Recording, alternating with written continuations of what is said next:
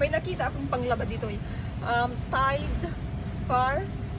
Tingnan natin. And Perla. So dito ay Canada, ang presyo nitong Perla ay $3.59.